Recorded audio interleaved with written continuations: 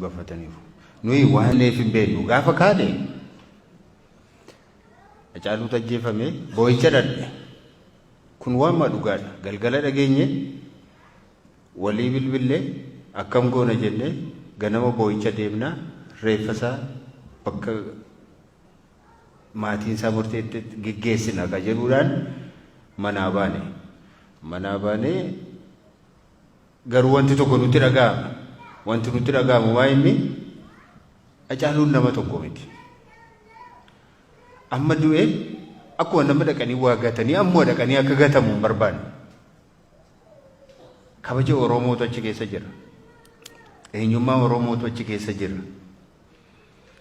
Bakka inni itti ulfina argatee itti weellisee deeggartoota qabu handhuura biyya isaatii irraa fuudhanii akkuma nama gatii hin qabne tokkotti ammoo du'e amma fuudhanii yeroo dhaqanii gatan nutti dhaga'ama.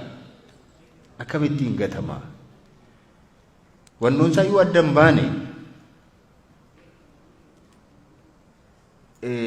Seerumaan illee hakiimiin illee ilaalee waan isaayyuu hin qoranne akkamittiin gatama dhalli namaa? Oromootu gatame jechuudha isa jedhu nutti dhaga'aman.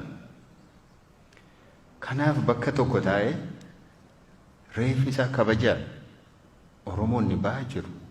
Inni kaabaa kibba jiru dhufee handhuura biyya isaatiitti nagaatti dhahamee boo'ee gaddasaa ibsatee isa booddee koreen dhaabbatee sirnaan bakka maatiin isaa geggeessetti haa geggeeffamu reeffi isaa haa boqotuu kan jedhu ture. Osoo nuyi waa'ee kanaa gungumaa jiru dargaggoonni iyyuu karaa kutanii hin darbu jedhanii deebisnee finnee galma aadaa Oromootti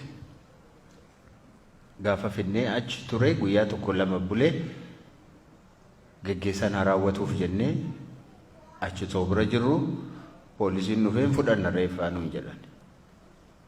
Maaliif fudhatu jennaan dubbii nutti hin baay'isinaa hin fudhannaa jedhani waan baay'eetu ture isa kana keessa deemuun barbaachisaa miti. Hin fudhannaa jaallattanis jibbitanis nuun jedhan. Kanaaf mootummaa wajjin hin lolannan dhoomaa gochuu hin dandeenye. Fudhatanii deeman. Egaa immoo galla nuti eega reeffa fuutanii deemtanii eega geggeessuu hin dandeenye. Bakka itti geessitanii eega nutti hin himne nummoo gallagaa jennee konkolaataa keenya seennee gaafa deemuuf kaanu asuma turaa nuun jedhan. Turaa nuun jedhanii hiikkadhaa nuun jedhanii eegdota keenya hiikkachiisanii moobaayilii nurraa fudhatanii waan hundumaa meeshaa nurraa fuudhanii qabattoo keenya nurraa yaasanii mana hidhaatti nu naqan. Kanu gaafa ba'u immoo eega gaafa dhannee achitti mana sana eega mana hidhaa seenneeti guyyaa tokko namni waa tokko nuun gaafanne. Anaan gaaf tokko illee waamanii na gaafataniiru Jawaariin immoo maqaa masaa hin gaafanne akkasumatti maqaa isaa waan beekaniif Jawaar Mahammad jedhanii barreessan malee gaaffii tokko iyyuu hin gaafanne. Gaaffii tokko waa biraa dhiisaati. Akkasumatti hin teenye waggaa tokkoof ji'a jaha teenye jaarsoliin gaaf tokko ganama dhufan. Dhufanii kun har'a jalqabdanii mootummaa murteesseeraa ba'uuf deemtuu isin baafna jedheera isin hiikna jedheera mootummaan jedhan. Mootummaa maaliif isin dhamaasa ree? Eega nu hiikuu barbaade xalaa barreesse mana murteetti ergee manni murtee suni hiiki jedhee mana sirreessaatti barreessuu duwwaadha. Isinii maa dadhabdanii? Maaliif isin dadhabsiisa mootummaanii jenneen? Dhaqaatti maa jennaan dhufnee jedhan. Waan nutti himtan hin qabdanii. Waan haasofnu hin qabnu. Dubbiin dhumaadha. Nu hiikuu barbaade miti. Amma garaa isaatii nu hiikuu barbaade miti. Gadhiisaa jedhee mana sirreessaatti barreessuu malee isinii hin dadhabsiisuun irra hin turre jenneen jaarsoliidha. Kana jedhanii jaarsoliiyyuu lollee jennaan jaarsoliin naqanii waan isaan jedhanis dudubbatanis baay'ee quba hin qabnu. Achi gara ji'a tokko yoo nu tursanii galgalma tokko dhufanii kottaa ba'aa nuun jedhan. Gaafa baay'eedhaan bakka itti gallu iyyuu hin qabnu nuyi mana itti gallu iyyuu hin qabnu. Anis mana hin qabu, innis mana hin qabu, Hamzaanis hin qabu, hin qabnu mana itti gallu iyyuu hin qabnu nuti. Lafuma itti gallu mana illee kireeffannaa moo nu obsaa kaa guyyaa akkasii baatu jettanii nutti hin himne jennaan hin ta'u amma deemtu jedhan. Hin deemnu hin baanu hin baatu maleedha. Waan ajaa'ibaati dhugaa isinitti himna. Hin baatu har'uma baatu malee asin bultan. Eessi eessa bullaa asii baane? moo nama mana qabu miti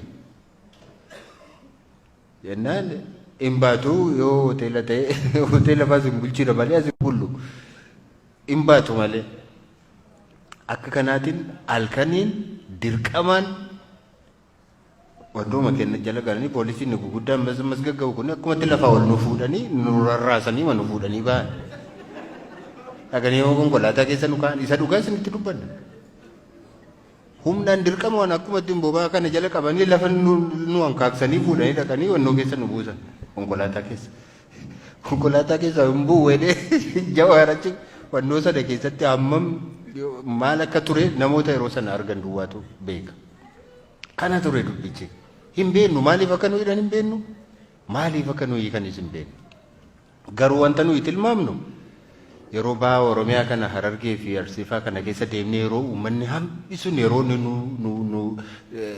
nutti birmatee haasaa keenya dhaggeeffachuudhaaf tumsa keenyaaf yeroo inni ba'u gaafa arganii jarri hin danda'amanii mo'amneerra akkas taanaanii jedhanii sodaataniiru.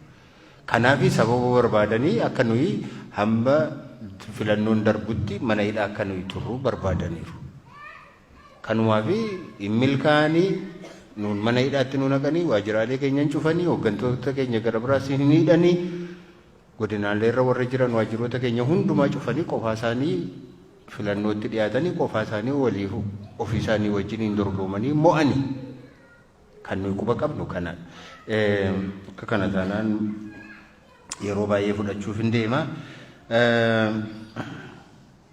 osoo uummata biyya keessaan dubbisin maaliif dhuftanii jedhanii sila dubbadheeran walgahii tokko yoo waamuu hin danda'amu uummata hin danda'amu bakki isaas hin jiru haalli isaas hin jiru uummannis kora yeroo darbe geggeeffanne iyyuu kora keenyarraa deebi'anii nama meeqatu hidhame baay'ee haala rakkisaa keessa jirra kanaaf hin dandeenye sababii kanaaf karaa makanatti isaaniinis uummata galateeffatan malee galateeffachuu hin dandeenye Abiyyi waggaa 30 bulcha jedheera maal faayidaa maalii qaba inni waggaa 100 bulcha yoo jechuu danda'a garuu filannootti inni yaanna taanaan immoona beekamaadha filannoo sanatti inni yaatamu inni jedhu biyyi sun biyya namni tokkos namni lama qofaan yookaan namni biyya sana duwwaa bulchus miti itti deemamee nan seeraan itti deemamee jennaan hunduma mo'atama hunduma injifatama piroosesii sanaan achi hin ga'uudha achi ga'uu hin dandeenya moo hin dandeenyuudha isadha kan nuti yaalaa jirru amma isadha kan nu yaalaa jirru bira keenyaan garuu hin mo'annaa jenna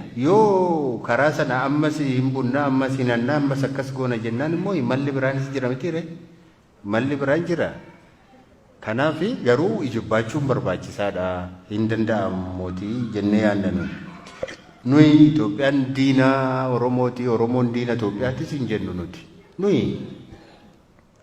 sirni amma jiru kun nu hacuuceera kaleessas nu hacuuceera har'as nu miidhaa jira garuu biyyi tokko akkuma jirutti sirna isaati malee diina keessanii yookaan diina keenya jennee hin fudhannu saboota biroo wajjin hin nagaa jiraachuu dandeenya sirna hunduma keenyaaf ta'u immoo jaarrachuu dandeenya inni yaadna hin danda'ama obboloota keenya hedduutu jira paartiilee hedduutu jira kan wajjin hojjechaa jirru jira nummoo akkaataatti yoo milkoofnee fi biyya sana akkamittiin waliigaltee haaraan ijaarrachuu akka dandeenyu hin beekna bifa maaliin akka itti deemnu tarsiimoo hin qabna akka sanaatiin hin deemnaa jennee yaadna nuyi abaluu waliin diinas jennee yaadnu abalus diina keenya jennee yaadnu sirnadha sirna sana waliin immoo ittiin falmaa jirra sirna sana immoo ofirraatiin hin geggeessina jennee abdii kanaatiin deemna jechuudha marroo waliin hin haasofsiiftuu isii asii deebitanii jedhan maaliif hin haasofsiifnu obboleessa keenya miti maaliif hin haasofnu waliin garuu haasaan keenya faayidaa qabaayi maaliif kan nuyi dhiibbaa gochaa jirru warra mootummaadhaan TPLF wajjin haasawaa jirta marroo wajjin isaasayii wajjin haasawuun dirqama tokko waliin haasa'anii tokko waliin immoo hin haasa'u jechuun hin danda'amu kanaaf waliin haasa'a jennee dhiibbaa gochaa jira akka lola dhaabanii fi kan nuyi lamaan isaanii irratti kan nuyi dhiibbaa gochaa jirruu fi taa'aatii mootummaadhaanii maaltu ijoollee kana bosonatti galchee gar tokko beektu mana irratti gubaniitu akkamittiin bosonan seenu namni manni isaa eega gubate eessa dhaqamee namni bosona balee bakka deemu eessa qaba kanaaf gar tokkoon akka namni bosona seenu gochaa Maaliif bosona seenee kun shiftaadhaa kun diinaa kun shaneedhaa kun maaloodha jechuun hin danda'amu. Rakkoon mootummaa bira jira. Taa'aatii kana haasaa maaltu bosonatti geessee maaltu rakkoon kun rakkoo siyaasaati siyaasumaan hiikkadhaa jenneetu isaaniin gorsina nuti. Kanaan addunyaanis dhiibbaa akka irratti godhu kan nuyi gochaa jirruuf dippiloomaasiidhaan karaa kanadha. Warri tumsan warri gargaaran akka isaan kana hubatan kan nuyi gochuu barbaannus isuma kanadha jechuudha. Kanaaf gaaffilee hafan Jawaaraa deebisu.